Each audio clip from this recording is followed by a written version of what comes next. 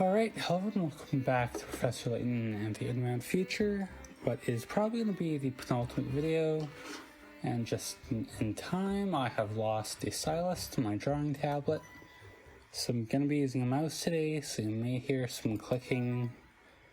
I do apologize for that, but it's just what we're working with here.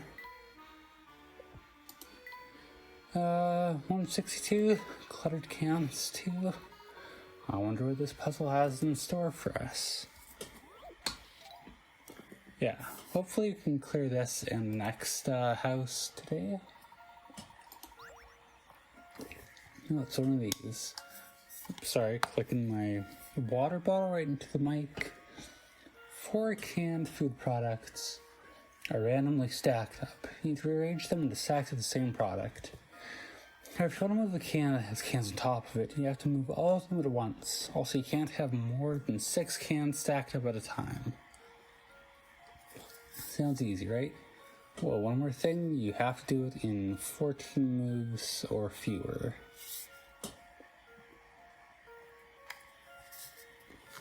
Alright, so I guess I'll start out by just kinda going.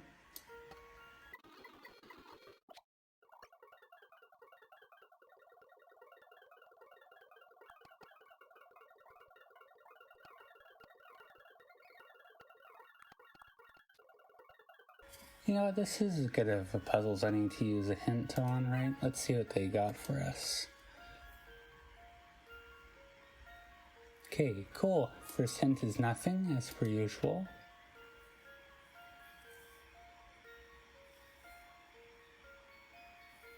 Okay, still nothing.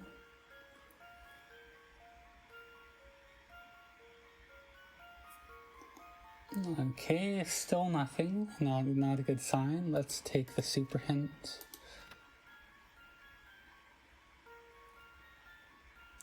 So move the fish from the 4th stack to the 1st stack.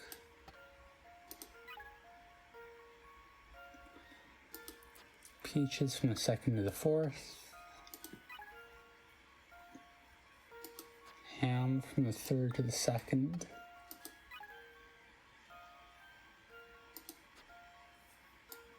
Okay. See, that's a good hint, because it doesn't give you the full thing, but...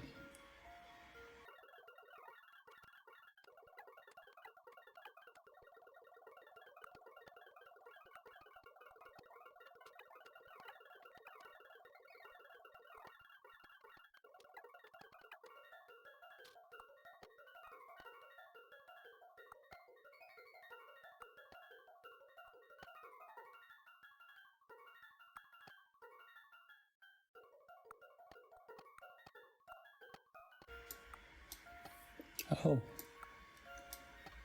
Alright, there we go. How about this? I even had one move left over. Somehow.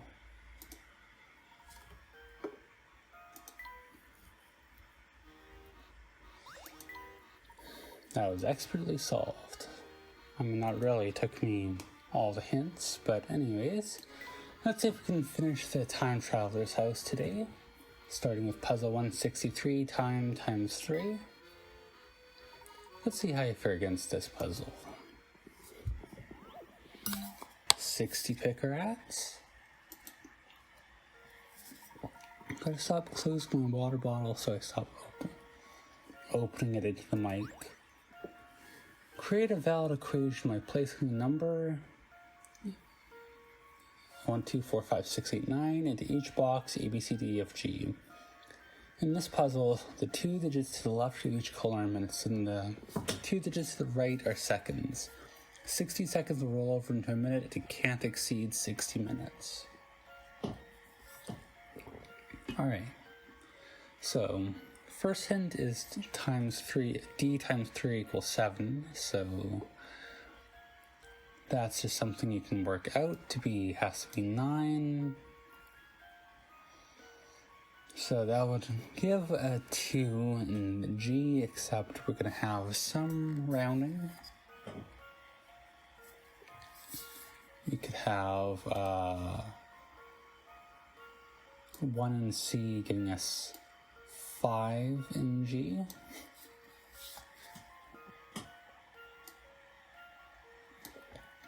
Two in C giving us 8 in G.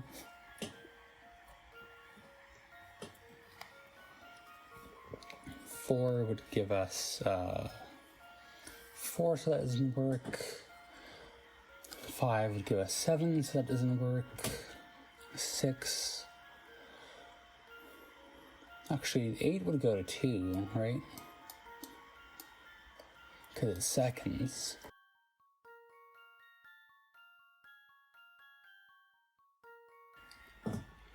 Let's just write it all down. 4 would go to 4, so that doesn't work. 5 would go to 7 would go to 1.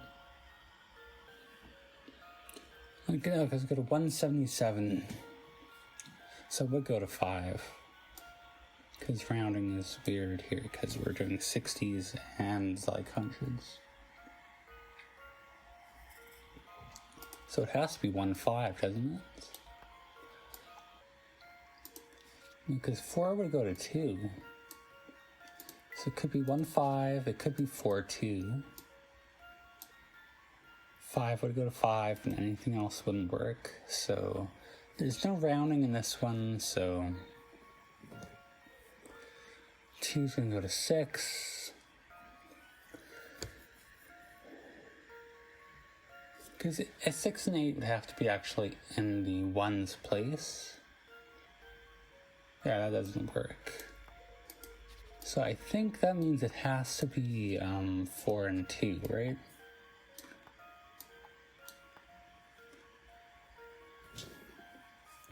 So that means we're going to get rounding of 2 in the 1's place here. Right, so this has to be 8 going to 6. It's going to give us a rounding of 3. So I believe this is the answer. Let's just try the multiplication here. So 49 times 3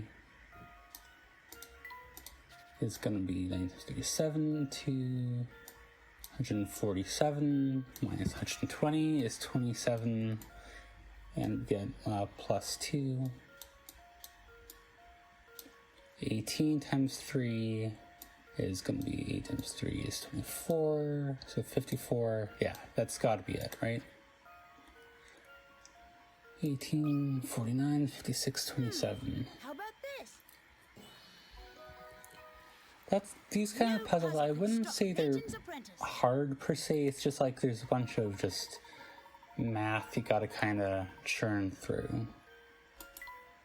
Which I don't know if is the best design, but anyways. Some very nice work you did there.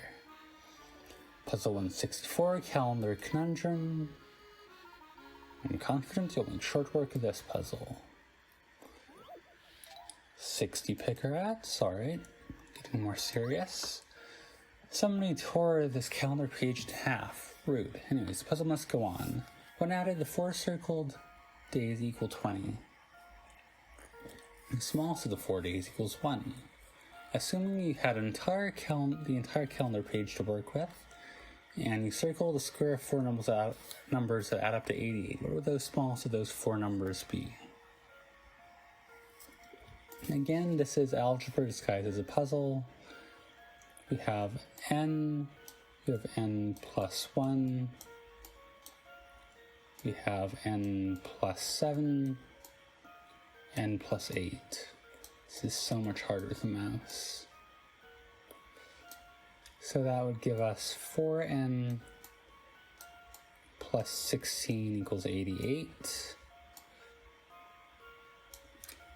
I should just have a calculator on hand. So that would be 72, 36, 18, right? So that'll give us 18 which is going to be Thursday, so we don't have a rollover error of the week. 18, 19, you can see even on the diagram there, that'd be 25, 26. These add up to 37, and 51 gives us 88, right? So it's got to be 18.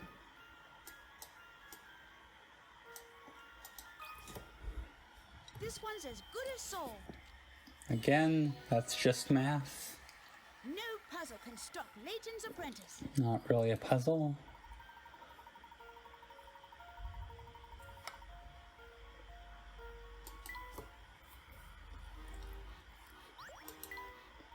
Call me impressed. That was expertly executed. Last one for the day. Puzzle 165, one big necklace. Let's see how this puzzle treats you. 80 picarats, alright. Pretty good. It's a slidey puzzle. Is it? Yeah, it is. You can't just rearrange them freely. Again, I don't really have a plan here other than just kind of mess around and see what happens.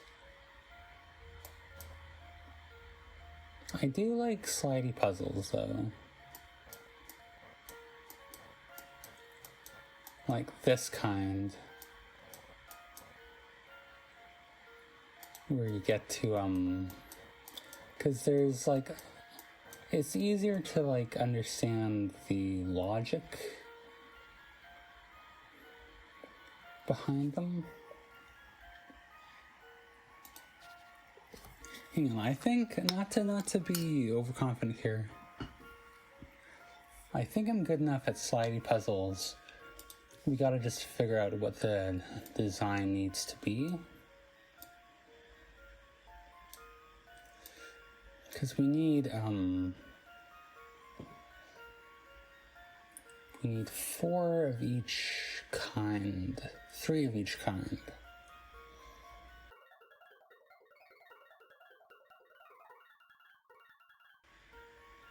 It needs to be this, right? So I guess we just start to work on that then. So like this needs to be up there, right? So we can just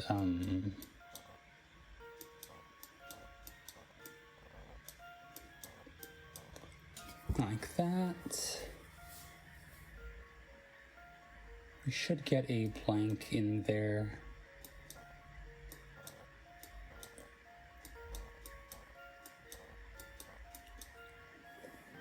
Right, we do need a blank in each of the corners.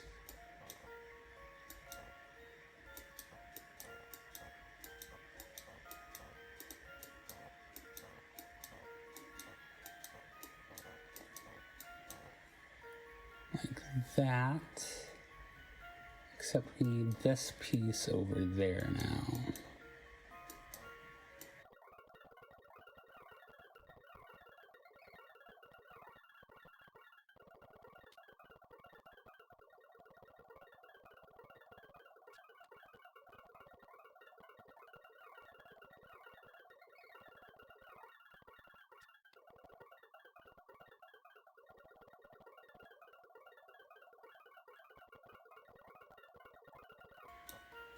There we go.